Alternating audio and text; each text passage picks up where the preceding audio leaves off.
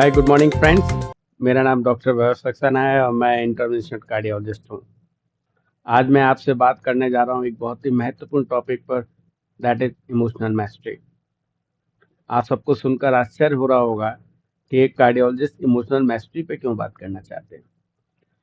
क्योंकि जो हार्ट की जितनी बीमारियां हम लोग देख रहे हैं, हार्ट अटैक हो रहे हैं, उन सबके कोर में कहीं ना कहीं जो मानसिक तनाव है वो आता है।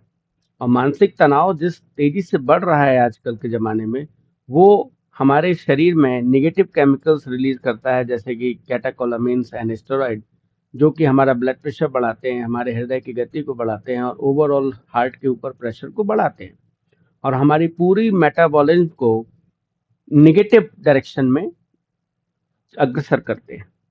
तो अगर हमें अपने हृदय को स्वस्थ रखना है और हार्ट की बीमारियों से बचना है, खासकर हार्ट अटैक और जो ब्लॉकेज की वजह से बीमारियां होती हैं, तो हमें अपने तनाव को मैनेज करना सीखना पड़ेगा। हमें स्ट्रेस को मैनेज करना पड़ेगा। स्ट्रेस मैनेज करने के लिए बहुत सारी चीज़ें आजकल चर्चा में हैं। उनमें एक्सरसाइज हैं, मेडिटेशन है, बहुत सारी चीज़ें हैं। लेकिन इन सब के पीछे, इन सब के अलावा भी जो सबसे महत्वपूर्ण बात मुझे लगती है, वो ये है कि हम अपने इमोशंस को कैसे मैनेज करते हैं। खासकर वो इमोशंस जो हमें परेशान करते हैं, उन इमोशंस को लेके हमारा नज़रिया क्या है। अगर हम बृहद रूप से सोचें, तो हम ये मानते हैं कि इमोशंस पे हमारा कोई कंट्रोल नहीं है, क्योंकि जो भी इमोशंस हमारे मन में पैदा होते हैं, उसकी ज़िम्मेवारी या तो किसी व्यक्ति के वजह से होती है या परिस्थिति होती है या फिर कोई सिचुएशन होती है। हम ये मानते हैं अगर किसी ने मेरे को धोखा दिया तो मुझे गुस्सा आनी थी, तो जो गुस्सा मुझे आ रहा है, उसके लिए वो व्यक्ति ज़िम्मेवार है। लेकिन अगर हम एक डिफरेंट तरीके से देखें कि जितने भी इमोशंस इमोशन 2 तरीके के लार्जली होते हैं। एक होते हैं कंफर्टेबल इमोशन, एक होते हैं अनकंफर्टेबल इमोशन। अनकंफर्टेबल इमोशन हम सब जानते हैं, anger, fear, doubts, regret, complain, criticism, hatred and blame. और कंफर्टेबल इमोशंस होते हैं peace, happiness, fulfilment and gratitude. तो जब भी हम अनकंफर्टेबल इमोशंस को महसूस कर रहे होते हैं, जैसे कि एंगर, फियर, क्रिटिसिज्म, तो हम कभी भी खुश नहीं हो सकते, हम शांति महसूस नहीं कर सकते।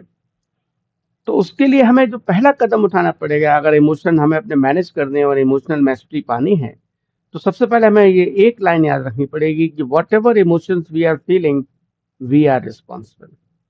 जो भी इमोशन मेरे मन में आ रहे हैं, उनके लिए आई एम रिस्पॉन्सिबल, केवल मैं जिम्मेवार हूँ। लोग और परिस्थितियां मेरे इमोशंस के लिए जिम्मेवार नहीं है। आप कहेंगे ऐसा कैसे हो सकता है? तो मैं एक उदाहरण से आपको समझाता हूँ। जैसे मान लीजिए ईरान इजराइल में वॉर शुरू होती है ना?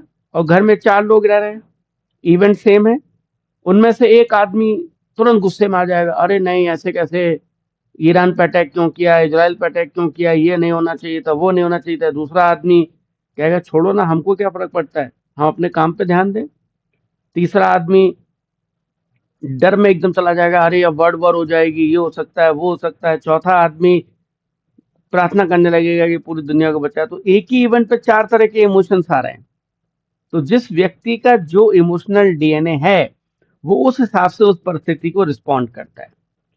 तो अगर हम ध्यान से इस बात को सोचें और इस बात को माने कि अगर हम अपने इमोशंस को मैनेज कर लें और इमोशनल मैस्टरी को पा लें, तो हम जीवन का सामना बेहतर तरीके से कर सकते हैं और अपने जीवन को और बेहतर रूप दे सकते हैं।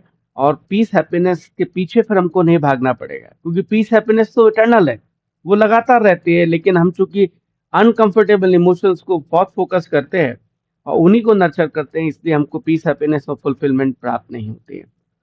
तो मैं आपको आज बताने आया था कि इमोशनल मैस्टरी का महत्व क्या है।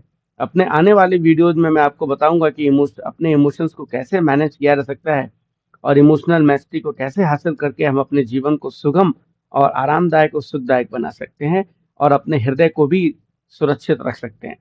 तो बहुत बहुत धन्यवाद मेरा वीडियो सुनने के लिए। आप मेरे चैनल को सब्सक्राइब करिए और लाइक करिए और आइकॉन को प्रेस करिए, जिससे कि जब भी मैं कोई नया वीडियो बनाता हूं तो आप उसको फिर से सुन सके।